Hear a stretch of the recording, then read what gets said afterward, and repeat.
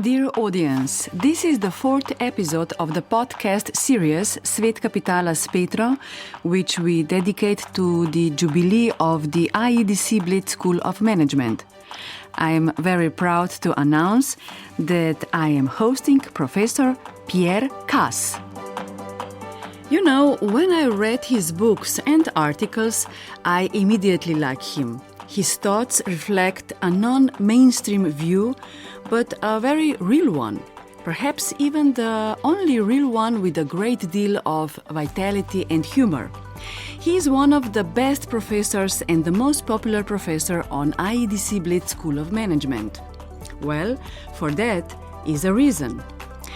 Namely, Pierre Casse warns all leaders of the tyranny of mediocrity, which is so destructive for companies and, of course, for society. And he kindly points out that there is no loneliness at the top, but it is a horror, because there are many like-minded people there, which, of course, does not lead to success and progress. Business is not about profitability. That's nonsense. Profitability is maybe important, but there is something dangerous in business. It's called power, and power corrupts. I met Professor Pierre Casse already in the lecture hall, where he completely enchanted me with his lecture on negotiation. I can really honestly say that I have never had such a good professor before. But we recorded the interview later on a beautiful sunny autumn day, just before the start of the celebration of the 35th anniversary of IEDC Bled and the Presidential Forum, where Professor Casse received an honorary doctorate. Big day for you. Correct. Why? Why is this day so special for you? Because I've been working, teaching actually, in IEDC for, I guess, 15 years. And I'm getting that kind of, something that I value highly, it's a kind of recognition that I've done a good job. I think that it's like in business and at work, we all need from time to time some kind of recognition. You're doing well, you're doing a good job, bravo, that's all. And I think that you are the best teacher, professor, really vital professor. Thank you. Really? That's what people keep saying to me, that there are a couple of things that they like in my style or my approach, whatever, is the energy, vitality, the energy, which is so important.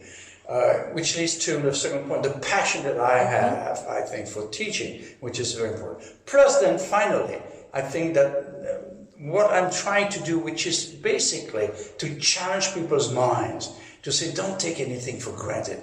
I'm not saying that I have the truth, I'm just telling you, think about this. It could be important for you and for the people around you. I got this impression that you're like a child in a beautiful playground. I like that. I like that metaphor, or you know why. Because children are not afraid of asking critical questions such as why? And it can upset a lot of people, especially the father and the mother. Yes. It's because, which is not a very good answer. No. Okay, but if we start in beginning of this journey in IEDC of yours, how and when did you decide to be part of this school? So how and why? Well, I was teaching at a time in IMD in Lausanne, Switzerland.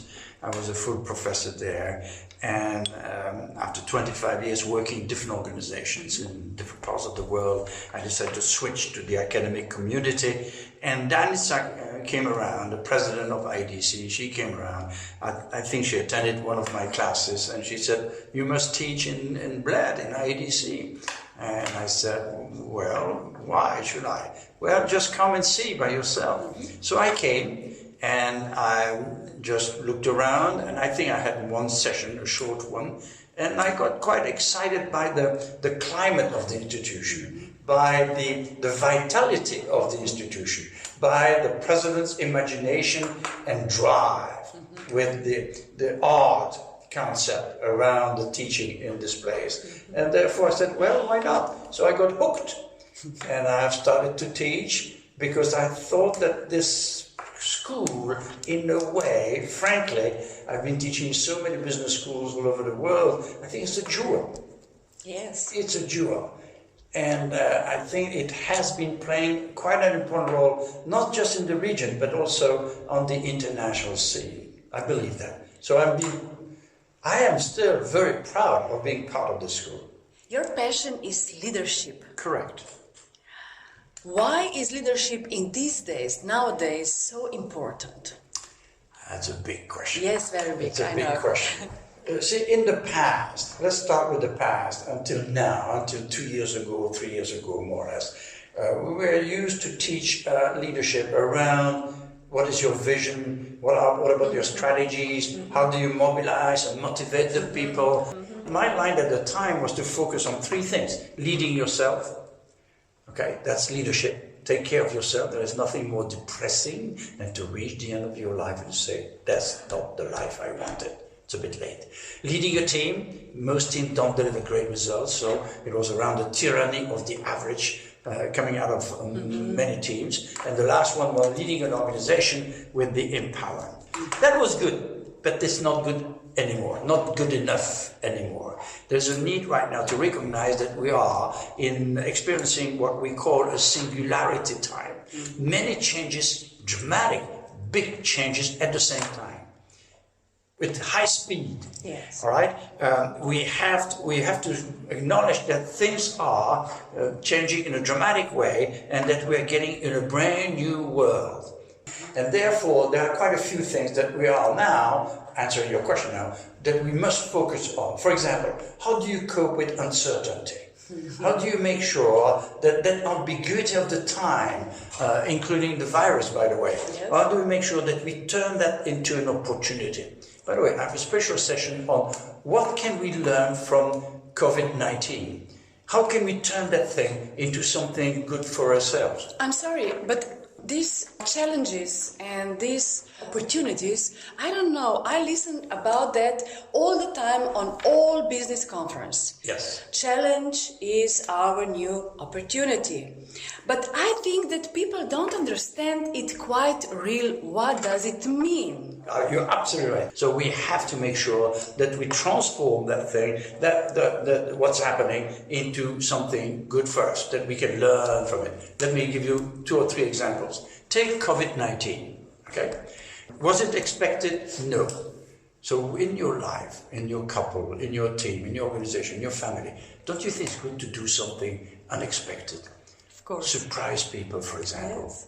Suddenly what you're doing is not working anymore. Don't you think that instead of increasing the volume, what you should do is to switch to another strategy, another behavior, try something different? You see what I mean? Yes, I know. Yes. But the most people are not prepared for that. They are scared.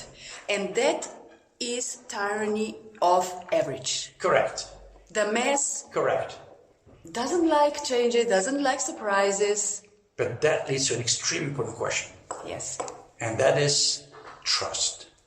And it's not just trusting people. There's a major trust issue in the world today, Yes. in many societies. By the way, COVID is responsible also because you look at the scientists fighting the politicians fighting the managers of different institutions. So it's messy, actually. All right. So yes, there is a need to recreate a minimum of trust, including your point, trust in yourself.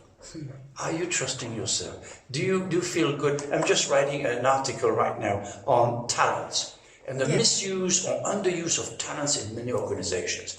People have talents. Are they, in most organizations, are they getting a fair chance to activate the talent? The answer is no. Something is unhealthy and sick. Yes. You have to do something about it. So trust. And you know what's critical in trust? There are 3 factors in trust.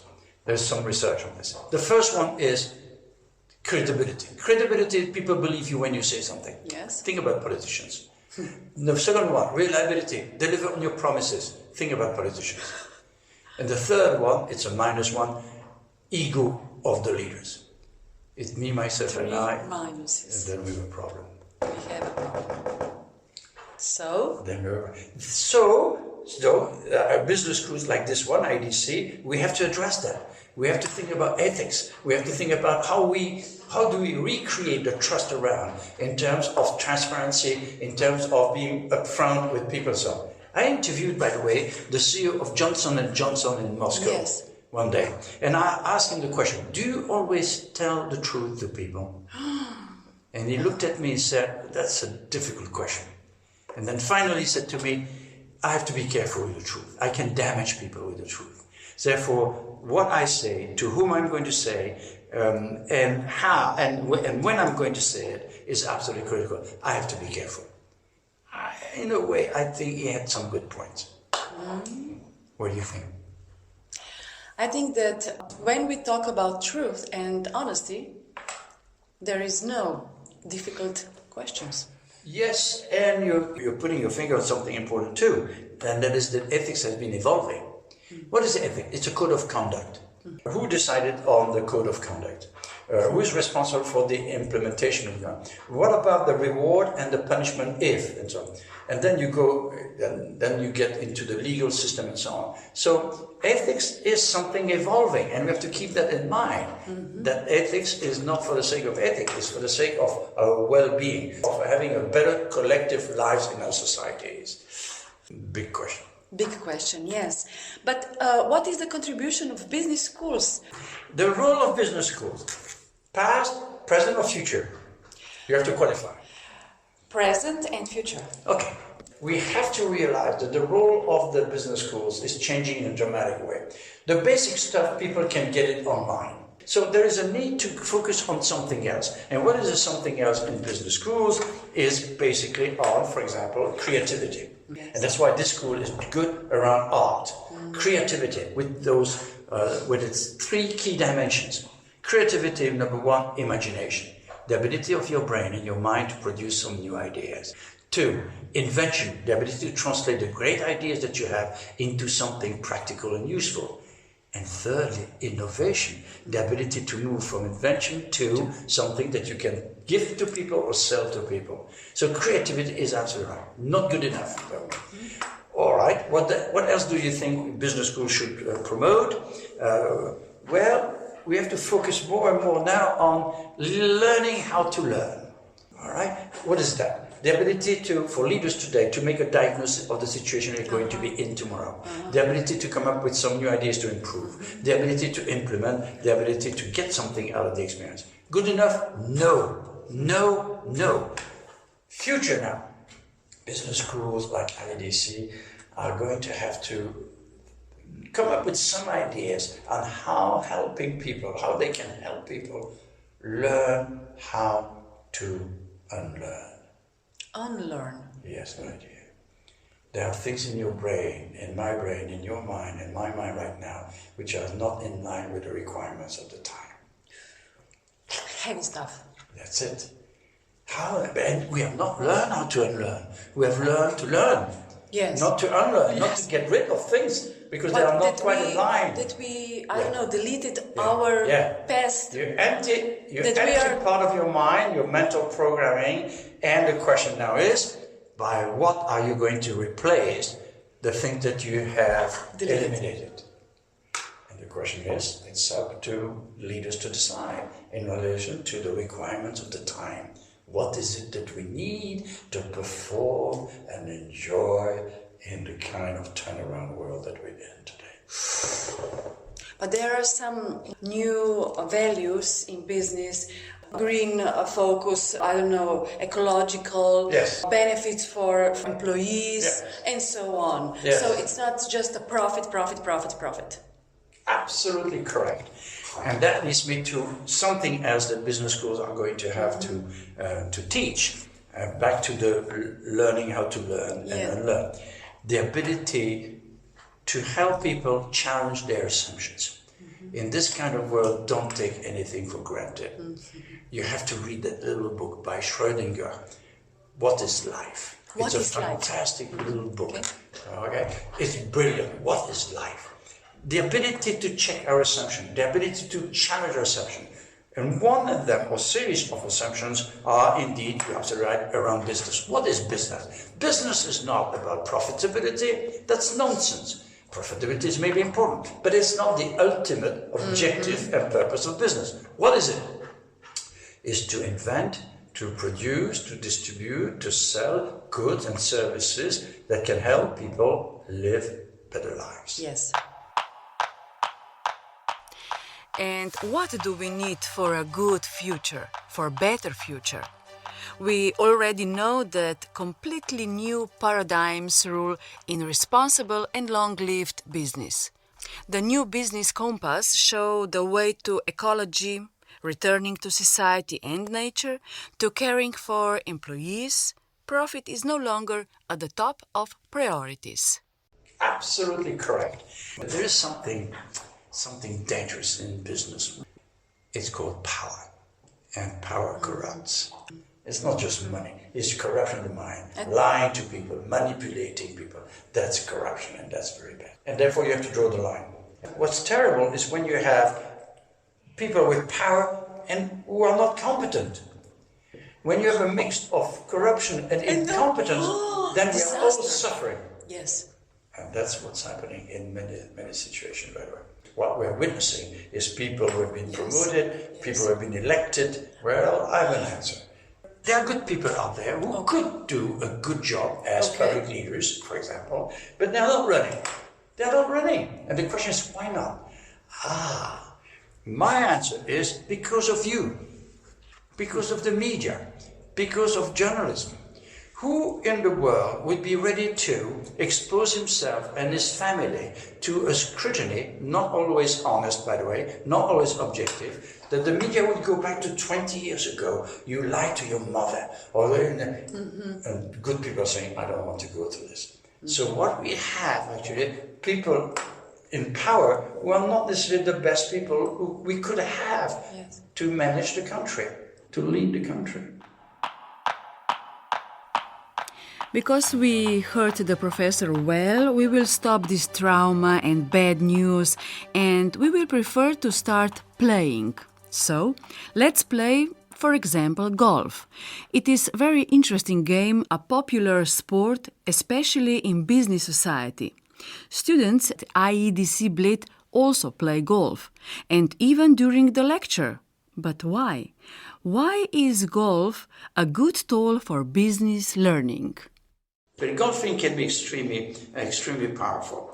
Why? Because if you look at the sport, there are quite a few things that you can learn from. For example, uncertainty. When you go golfing, are you a golfer? No, I'm a tennis player. Okay, you go to the golf course and you believe that it's going to be very good, but actually you don't know if you're going to play well. You don't know. There is ambiguity, there is uncertainty, which is part of the excitement. You don't know if this time you're going to play well.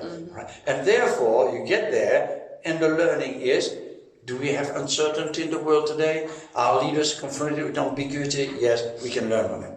Next, you get there in front of the ball, all right, and you have to prepare yourself.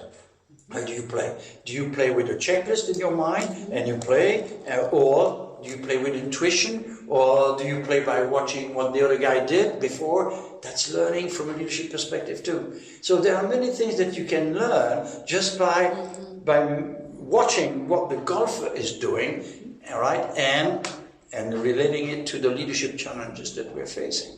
So it's a metaphor. It's a way to look at you. This is what you're doing. What about the application on leadership? Rowing on the lake is also extremely good. But then the focus is more on teamwork. Yes. You see what I mean? Yes. Here it's more on you being a leader as a role model. And people are watching you. And can you learn from your own game, actually, the play you play. And when you watched your students during their golf play, what was the main advice to them? Let me give you one example, very powerful, because I went around with the 3 groups, right, and they played with different challenges each time. So 3 challenges, and at the end I gave them a debriefing. Maybe the most important debriefing was the following. You had an instructor who told you that, you see, your hands are not positioned the right way. That's why you're not shooting the ball the right way. And therefore you have to change. And people changed, and guess what happened then? A total disaster. Yes, A total disaster. And then it didn't take long to go back to the old way to play. Yes. What is the learning here? Well, to unlearn is not so easy. And unlearning is critical. That's the point. That's the point. You have to get used to unlearn something, then you get to learn the new thing. Okay, you're doing something, right, and it's not quite in line with the basic requirements. By the book, yes. Yeah, by the book, okay? So you have to decide on, are you going to keep doing what you're doing, or are you going to change? The answer is, it depends on the impact that you have on people. All right. What you do can be good or not so good according to what you see in terms of the influence that you have and the impact that you have on the business, on the team, on the organization. If the impact is good, don't change. Okay. So the meaning of what we say, the meaning of what we do is not in what we say and do, but in people's reaction. Leadership is your passion. Yeah. You enjoy learning how to see what others don't see. But the problem is that the passion, the desire to lead, takes a man's life. Many do not live their lives at all, but only for hard work. What do you think about that?